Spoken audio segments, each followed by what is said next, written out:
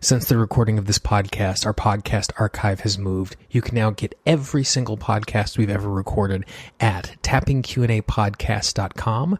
I'd also encourage you to check out our new service at myEFTyear.com, where we'll show you how you can do a little tapping every single day to make a big difference to move you towards your goals. Enjoy today's show. BlogTalk Radio. Welcome to EFT Class on BlogTalk Radio. Coming to you from the Charm City, Baltimore, Maryland, this is Gene Montrestelli, editor of EFTQandA.com, filling in for Eleanor Dindum. And just so everybody knows, Eleanor's doing great. She just took a week off and wanted me to fill in for her. Today is Wednesday, June 3rd, 2009, for all of our listeners in Europe and the Americas. And for those of you in Australia, New Zealand, and that part of the world, it is already Thursday, June 4th. Today's show is EFT from a Christian perspective. This is a live show, so if you have any questions or comments as we move through the material, we're going to be taking your calls in the second half of the show. The phone number, if you want to call in and ask a question, this is a phone number that is in the United States. It's 347-215-8633, so depending on where you are in the world, if you want to add the international code 001 to that phone number again is 347-215-8633. And I have already opened up the chat room. I want to say hi to our chat folks who are out there. If you have a question or a comment during the show, please feel free to just jump into the chat room and put it there. We're going to be looking at the chat the whole time.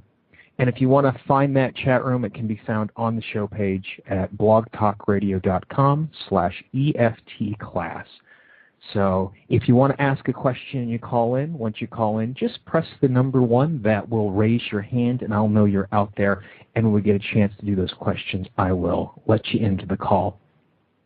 The best way for you to find out information on upcoming shows is to get on the class mailing list. And I was talking to Eleanor in preparation for the show, and she has some really cool things up her sleeve. There's some awesome changes that are coming, and you want to make sure that you are up to date on what those changes are so you don't miss any of the good shows. And the place that you can do that is you can either go to EFTradioonline.com.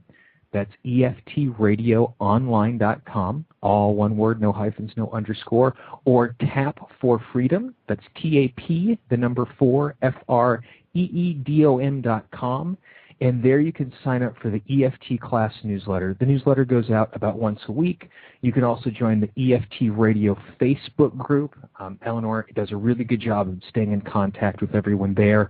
Almost every single person who has been on this show and the show's history is a member of that Facebook group. So not only can you interact with Eleanor, other listeners, but you can also interact with a lot of the great guests. And so it's really important that you sign up for the mailing list or join the Facebook group because, like I said, some really cool things are coming down the pipe. Eleanor also wanted me to make a special announcement. There's a special call coming up, and so I'm just going to read the announcement word for word so I get this right, because this is really important information. If you are an EFT practitioner, you may be interested in this announcement. On Sunday, June 14th, Eleanor will be hosting a special conference call with EFT masters Dr. Pat Carrington and Lindsay Kinney. Eleanor has asked Pat and Lindsay to address the holders of the EFT CC and the EFT ADV certificates and answer questions about the new term MTT, Meridian Tapping Techniques. If you are interested in attending this free community call, make sure you go to tapforfreedom.com. That's TAP, the number 4, freedom.com to register. It's a free call, but since we're using a conference call line, there's a limited number of people who can get in on the call. So what you need to do is just zip over to the website, register to make sure that you are able to be a part of that call. Pat and Lindsay are just awesome, that I've gotten a chance to work with them before. And so it would be a good call for you to get on. Again, that call is going to be on Sunday, June 14th. And I believe Sunday, June 14th is the date in Europe and North America, and it'll probably be the morning of the 15th in the Asian Pacific area. So you're going to want to check on the website for all of those details. Today, like always, we're going to be talking about EFT. EFT is still an experimental protocol, and before you make any changes in your life, before you add anything new, be it EFT, be it a new diet, be it exercise, yoga, whatever the new regimen is, it's really important that you take total responsibility for yourself and your own health, that you make sure you check with your primary care physician and your entire health team before you make any of those choices and any of those decisions. The information we're going to be providing today is for information purposes only, and we're not doctors, we're not certified to diagnose anything, so just know that as you hear the conversation we have today, it's information. The other thing it's important to note is that when we use the term EFT, it does not necessarily mean that the version we are talking about is the version that is the version that Gary Craig uses. If you would like to find out more information about the original version of EFT, the basic recipe, and download the free manual, all you need to do is zip over to emofree.com. That's emofree.com, where you can grab that free book as well as literally thousands and thousands of articles about tapping protocols and how you can use those tapping protocols to change your life. Well, today's topic is EFT from a Christian perspective. Our guest is my friend John. John Soriano is an advanced practitioner of EFT as well as other energy modalities. He's been practicing for over 3 years and has a bachelor's degree in psychology and a master's degree in education. And in my experience with John, he just has a real passion for working with young people in addition to his work as a Christian pastor and really sharing EFT far and wide. John is an ordained non-denominational Christian minister, and he uses EFT in the context of the Christian journey. And so without further ado, I'd like to welcome John. How are you doing today, John? Very well, Gene. How are you? I'm doing great. Before we jump into the topic, I always find it really interesting and really fascinating when I'm talking to fellow practitioners and anybody who uses the tapping modalities. How did you find your way to EFT and tapping?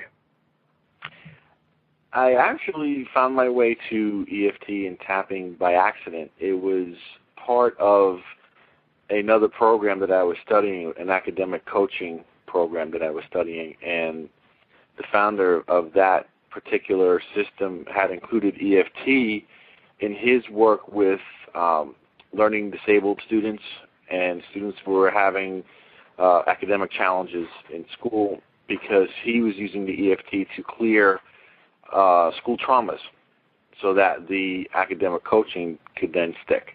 And I came across it through that venue and have been hooked on it ever since. Very cool. And how did you originally find your way to using EFT in a spiritual setting? I guess in a way it always was, because that's who I am by nature. But as I was progressing along in my journey on EFT, I was coming across a lot of fellow Christians who were very resistant to it and to the idea. And through my interactions with them and through my own quest for self-discovery and in this method myself, I came to the conclusions of where it fits in along the Christian spiritual path. Well, then let's kind of jump into that.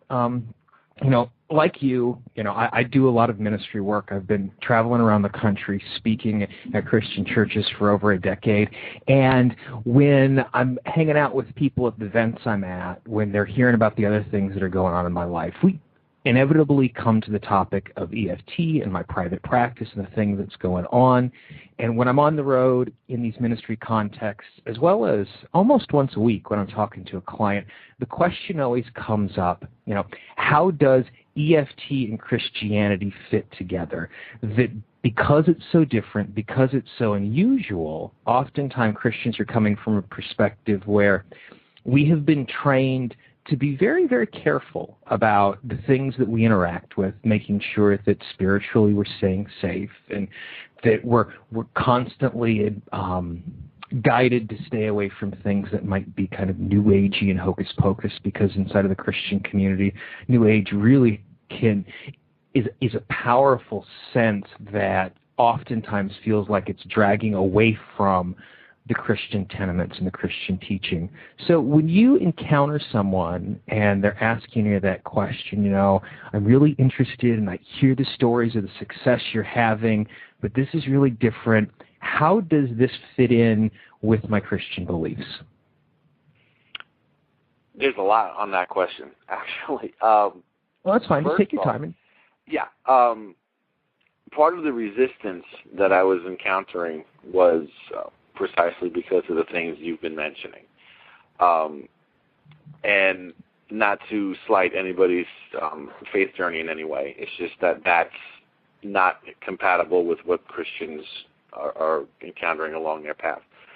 The first thing that I usually like to point out is EFT needs to be seen in the light of what it really is, and it's a tool only. And it's not good or it's not bad, it just is. And it's a tool that can be used in the Christian journey to help clear out things that are inhibiting that journey. And we'll touch on some of that as we go through the call, but there are things that we, of our own self-creation, that block us from the spiritual journey. And EFT is a wonderful tool to clear those things away so that you can go further along that journey with more peace of mind and closer to God, if you will. So it's very important to point out that it's a tool, and get rid of what you think is or may not be behind it. What I also like to point out is, in terms of when we try and say what is the foundation of EFT and how does it work, and other than the fact that we're really not sure 100% how it works, it does drive along explanations from acupuncture and using energy meridians and the like.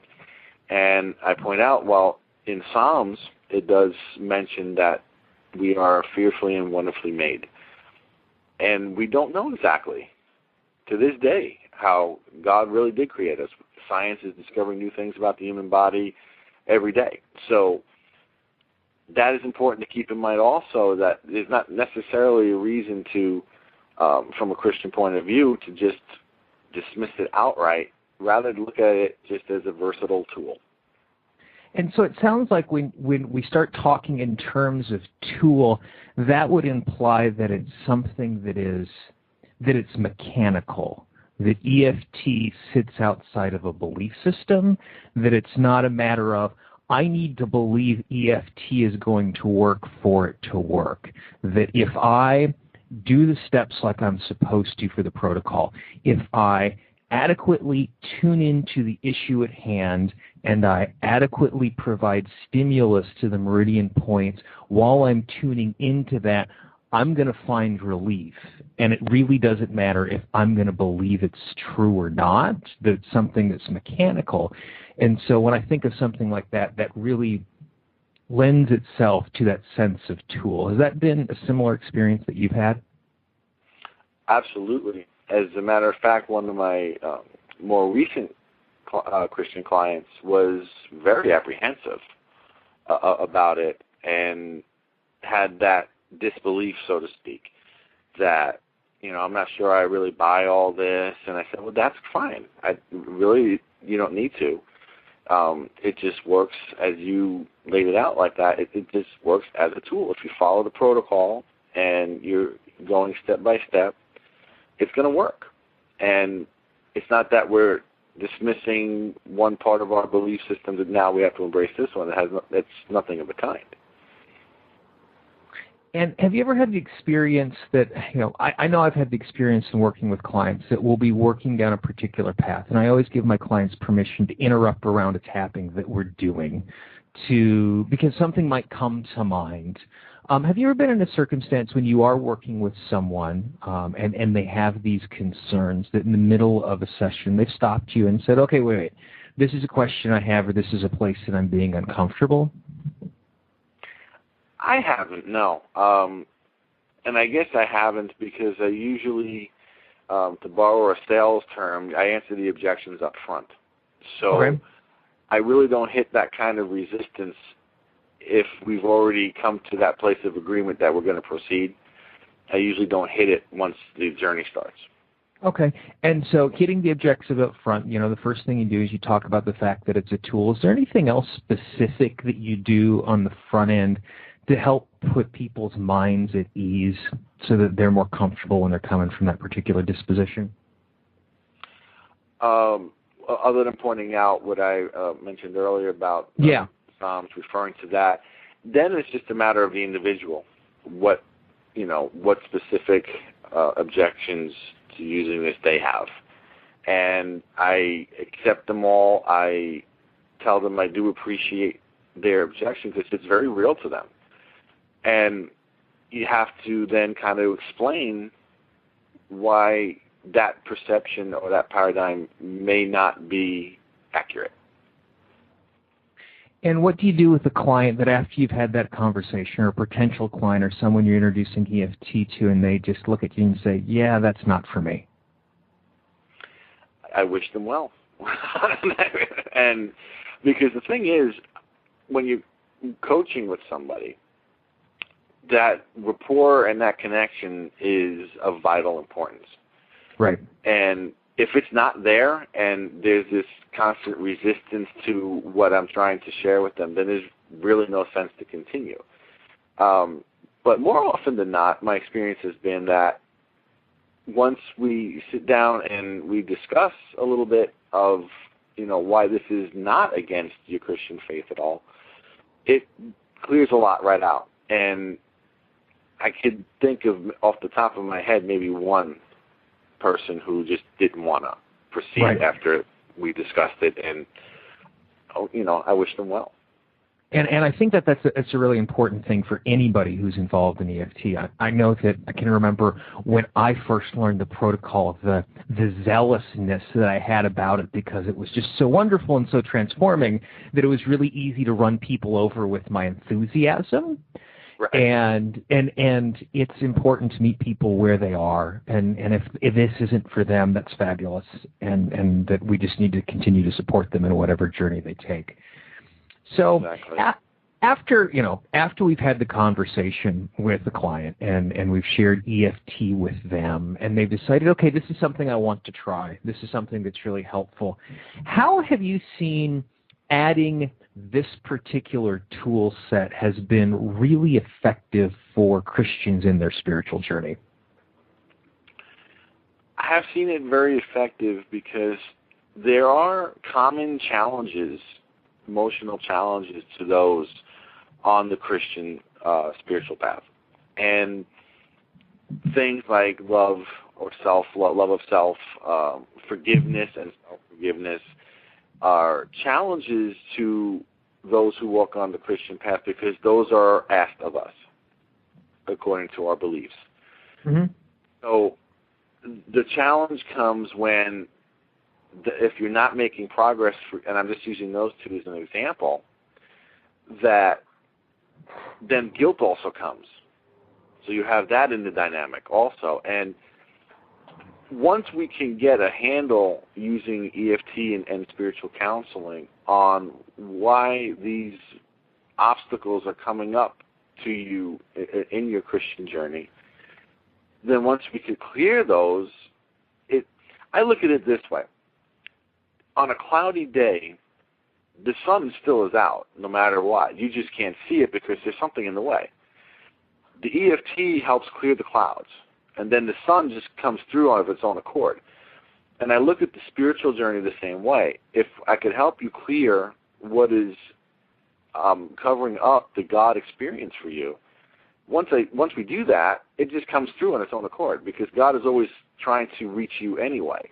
We're the ones that put the blocks up, and we're the ones that set the resistance and then say God doesn't care. If we could get rid of that, it'll just come through to us almost on its own automatically. That's really interesting. I think of two things when you say that. The first is I can think of early on in my spiritual journey, my struggle with this idea of forgiveness And the thought that what I needed to do was I needed to heal myself before I could present myself before God to be forgiven. And when in reality it was the other way around, that part of the healing power of that forgiveness came from God's love. And I needed to be able to get out of my own way to accept that and recognize that that was there. And I really like that analogy of the clouds and the sunny day, that it's present. The image that I use a lot with my clients is this thought of that God's love isn't something that we need to reach out for and find and seek, but it's something that we are completely immersed in, that unconditional love that's always there. And the problem that we have is we don't see it and we don't recognize that love that's fully present for us. And, and this tool set becomes really, really good in helping us to get out of our own way. I know that when I'm working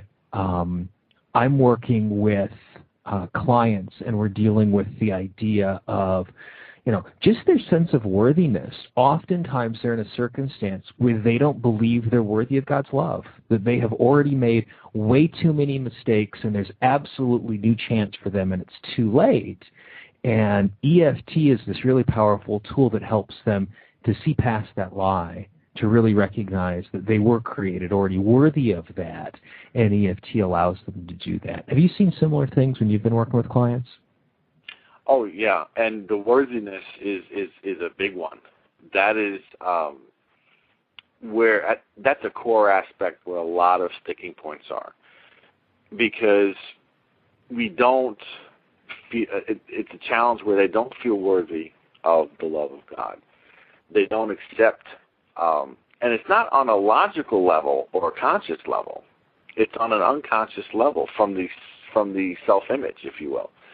Right. And these are where the challenges come because, for example, if you ask any number of Christians, what are the two greatest commandments, according to Jesus as he alludes in the Gospels, and they'll say love of God and love of neighbor.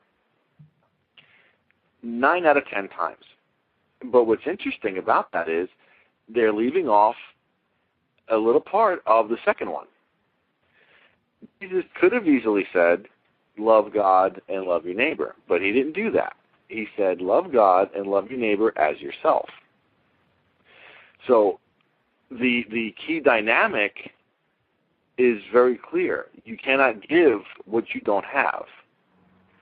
And if we block our own ability to love ourselves as we're commanded, mind you, then it's all downhill from there. We can't give out love if we don't love ourselves. And we have to love ourselves by virtue of the fact that God loves us first. And these are all things that can get in the way. And it stops us from really doing what we're commanded to do. One of my favorite twists on that line of love your neighbor as yourself was you can only love your neighbor as you love yourself. Exactly right. And that becomes the starting point where we're able to reach out from. So right. in this context of the spiritual path, in addition of the ability for us to see ourselves as worthy and us to see ourselves of worthy and deserving of forgiveness, what are some of the other beliefs that you have seen folks who are on the spiritual path, Christian or otherwise, where they're really struggling that you found EFT is helpful with? I've found that oftentimes there's a lack of self-appreciation, not only self-love, but where everybody has to come before me. And right. that leads to a whole plethora of other downward spiral kind of thoughts. And nothing in the Bible supports that. It's everybody's on the same playing field. Everybody's been redeemed, from the Christian perspective. Now, it doesn't say that we shouldn't put our neighbor's concerns necessarily, in front of our own, and in terms of spiritual practice when we can. And not that, okay, well, I guess it's okay to be self-absorbed. It's not saying that. But there is a healthy self-acceptance that is often missing or is challenged by either misperceptions from Scripture or misperceptions taught to them by certain pastors, or things that have happened in their emotional lives, and all that just constantly creates more and more of a struggle on the spiritual path than it really needs to be.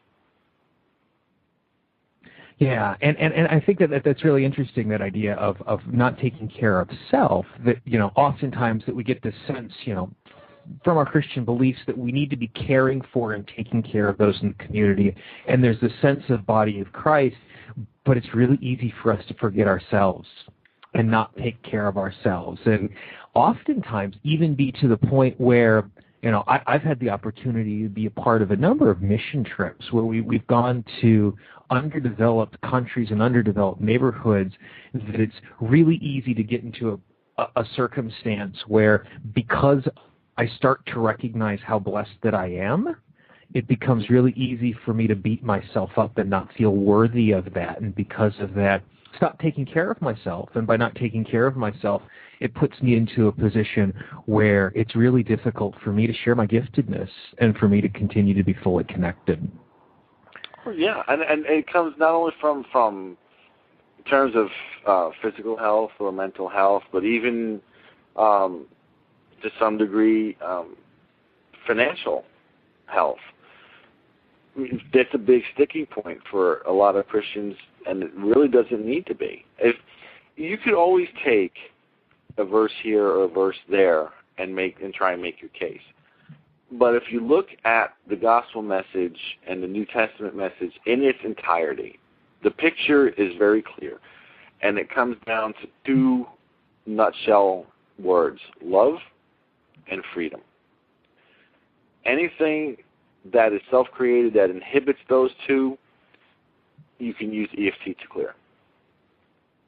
And along those lines, just in the chat room, one of the folks has mentioned the idea of in that line, the idea of pride, and how it's really easy to get caught up in pride, and even get caught up in pride around our spiritual beliefs, to think, and I am just this wonderful, great Christian, I'm so wonderful, look at what I'm doing.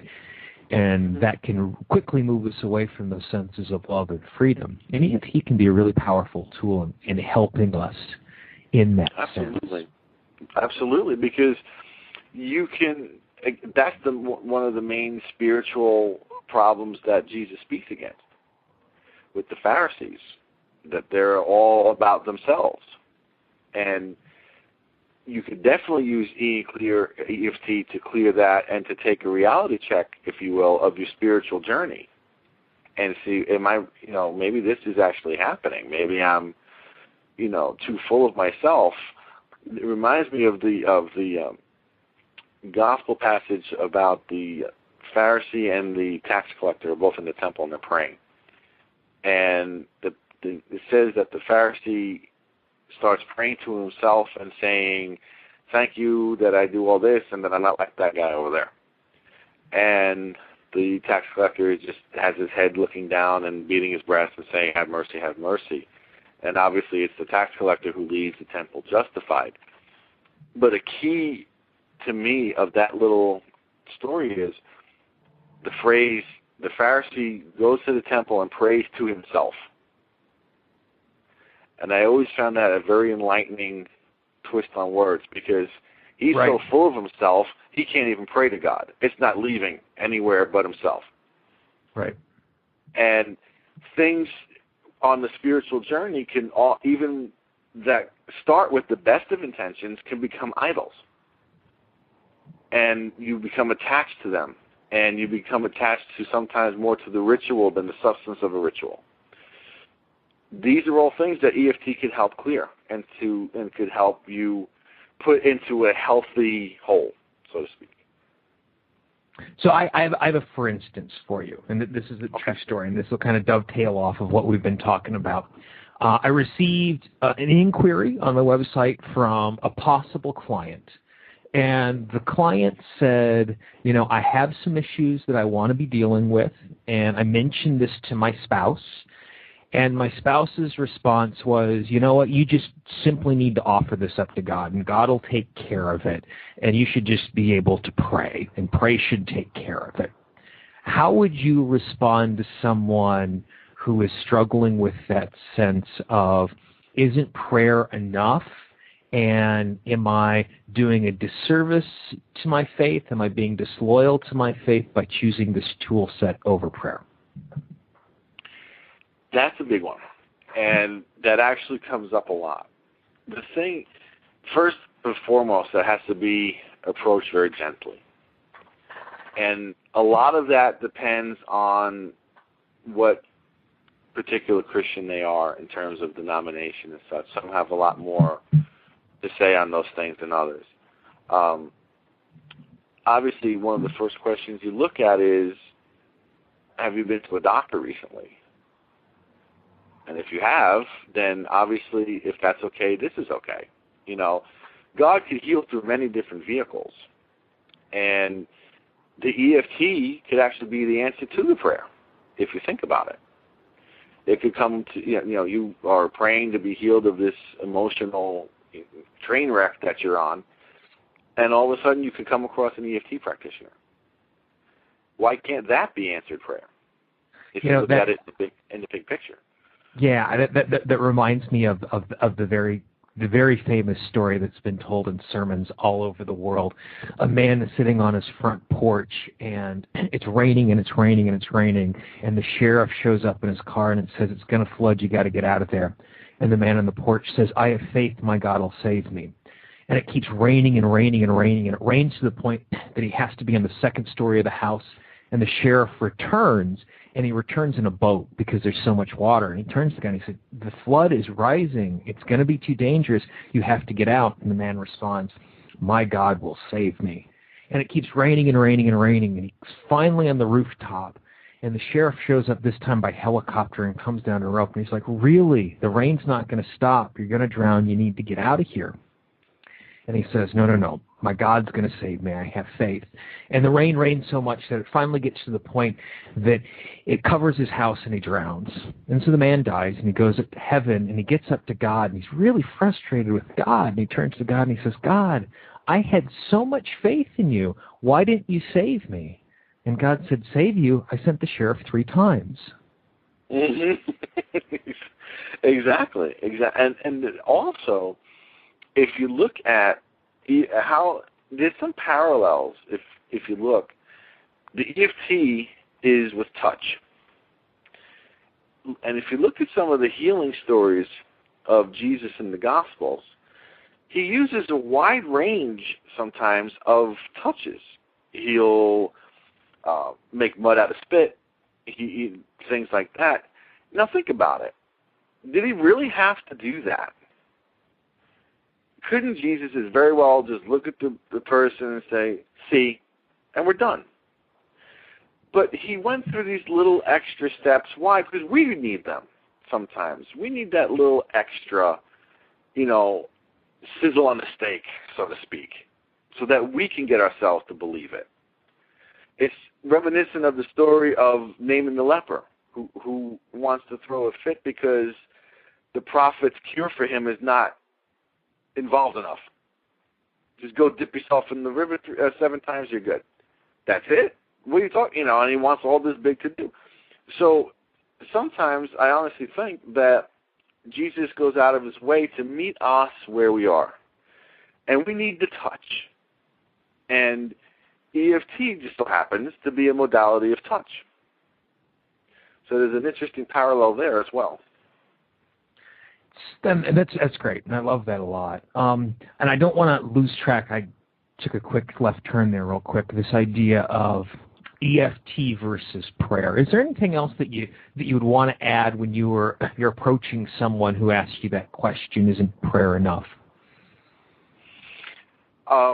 Again, and there's so many avenues you can take with that. Other than the fact that this could be answered prayer, it's not coming to replace prayer.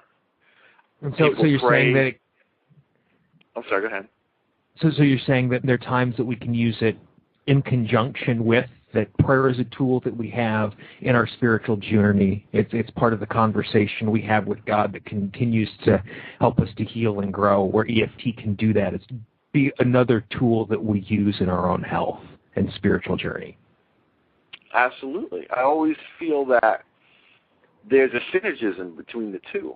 And many of my sessions begin and end with prayer. Mm-hmm. Because from a Christian point of view, the EFT is a nice tool, but God still heals. And God will heal through this particular tool. I remember reading in Tapas Fleming's TAT manual that she kind of approaches it from that way as well. One of the last steps is to thank God for the healing. Mm-hmm. So there's really no dichotomy here. They work synergistically very well, and one is not to replace the other. Okay. And I think that's a misconception where a lot of the resistance comes. Okay, so let's take this another step further.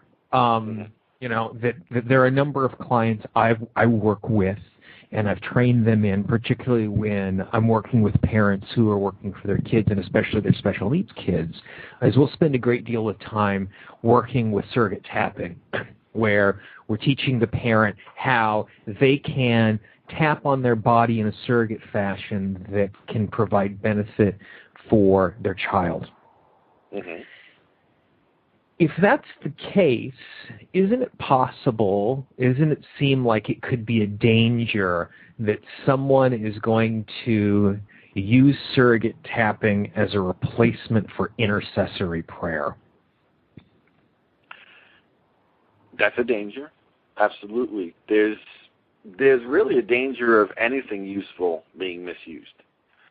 And I have seen that on some discussion boards where, let's surrogately tap to the point where it looks as if they're making this a prayer form. I'm very direct in my approach to that. To me, prayer is to God and from God and with God, period. In surrogate tapping, again, we don't know what is involved in all of creation. We're learning new things every day. We know energy exists. We know energy exists within human form. We know that you can influence that energy by thought and by touch and by needles in acupuncture, and things of that nature. The electricity and the energy can be measured with various scientific testing, so we know it exists. So we know that if we surrogately tap, it may influence energy in someone and so on. Again, even in EFT, we don't know how a large portion of this works anyway.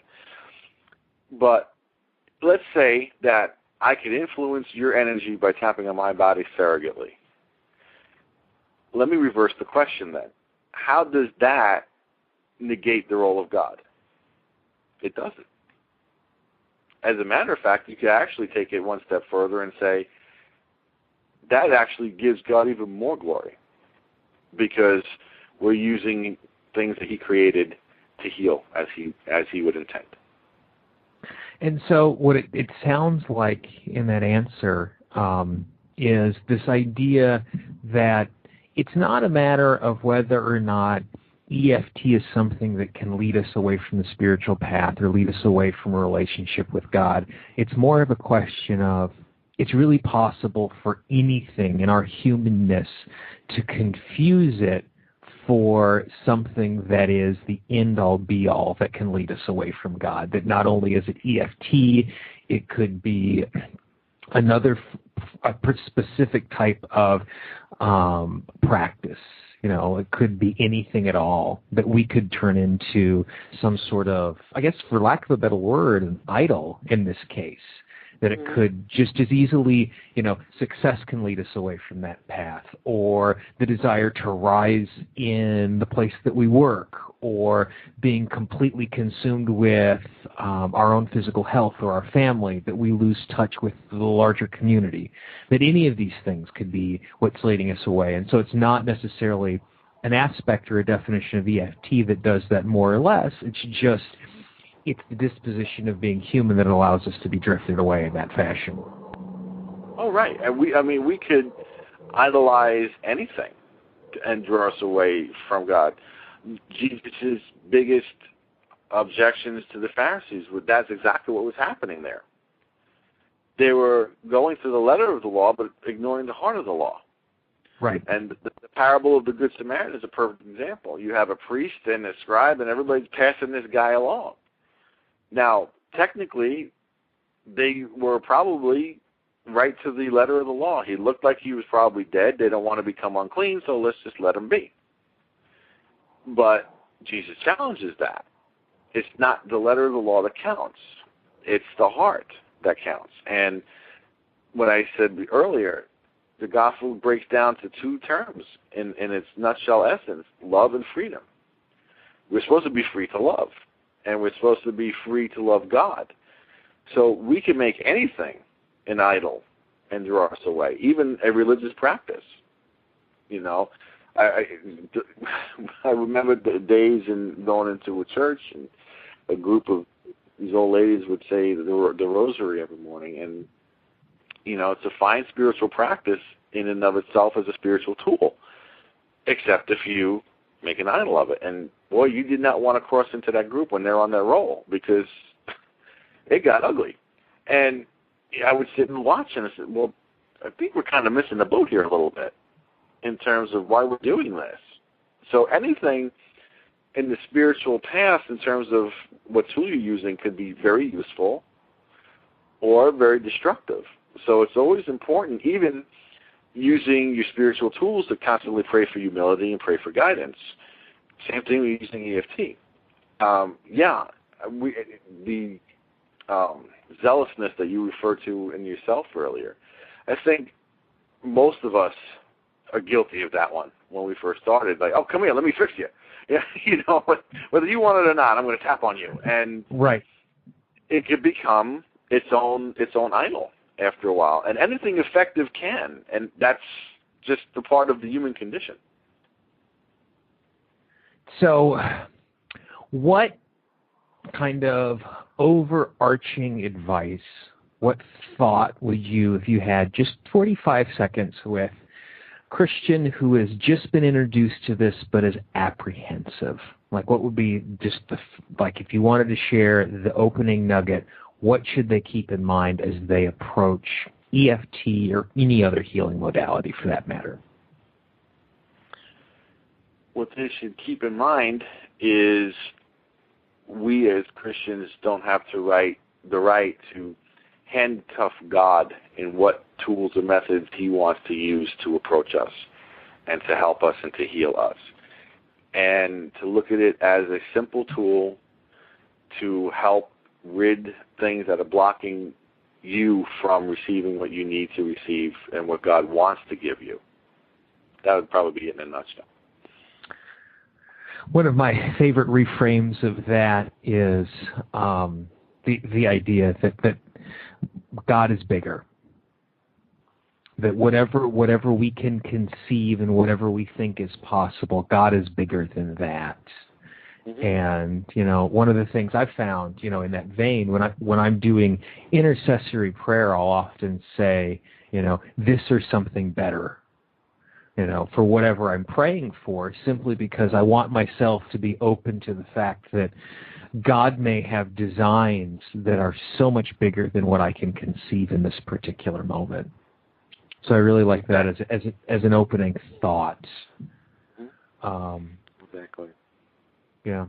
Well, very good. Well, I want to thank you very much, John, for your time. Before we sneak out of here, if there's anyone who has any questions about this particular topic that you have, or that someone has asked you in regards to integrating EFT with your faith, in the chat room or on the line, this would be a great time to ask those questions. while we're checking to see if that's there, I want to encourage everyone to go and check out John's website. John's website is Tap It Away, and it's spelled TAP-IT-away.com. So tap-it-away.com. And as we were chatting a little bit before, John, you were telling me about a new project that you're a part of, if you want to share a little bit about that. Yes. I'm in the process of creating some audios in regard to this topic. There'll be a free CD available soon, very soon, and some follow-up audios to go with that will be covering some topics regarding this that we weren't able to hit on today. And they can go to my website, and on the home page there's a contact form. Just fill that out, and in the comments let me know that you're interested in getting information about the audios when they're available, and I will get that information to them. Very good. And again, the website is tap-it-away.com. And so, John, I really want to thank you for your time. This is, as you know, a very delicate subject to talk about, that particularly in this day and age when we start talking about spirituality and religion, folks very quickly can get their toes stepped on and can feel really hurt. And so I appreciate the pastoral sense that you had in talking about this and how we talk about EFT in the context of our faith. So I really appreciate your time. It was my pleasure, Gene. A couple of quick reminders. I want to thank everybody who hopped into the chat room and were commenting along and parroting some of the thoughts and making me smile with your comments. And every single time we do one of these classes, it's really a great way for you to interact not only with what's going on, with what we're talking about, with the other folks who are also listening in. Next Wednesday, June 10th, Eleanor is going to be back hosting the show. Her guest is going to be prosperity coach Joan Sotkin. Joan will be teaching how energy techniques can help you earn more money doing the work you love. The show is live Wednesday, June 10th at 2 p.m. Pacific time in the United States, 5 p.m. Pacific or Eastern time in the United States, which I believe is 10 p.m. GMT. And so I just want to thank everyone for taking some time to listen to us today. Make sure you go to the website, check out all the great stuff that Eleanor has going on there. Again, please, please, please sign up for the mailing list. Like I said, she's got some really cool things coming. You can check all of that stuff out at tap4freedom.com. That's TAP4 freedom.com. I have been Gene Montrastelli, the editor of EFTQ&A.com, and I'm so glad you guys chose to join us this week, and we will talk to you next week. God bless.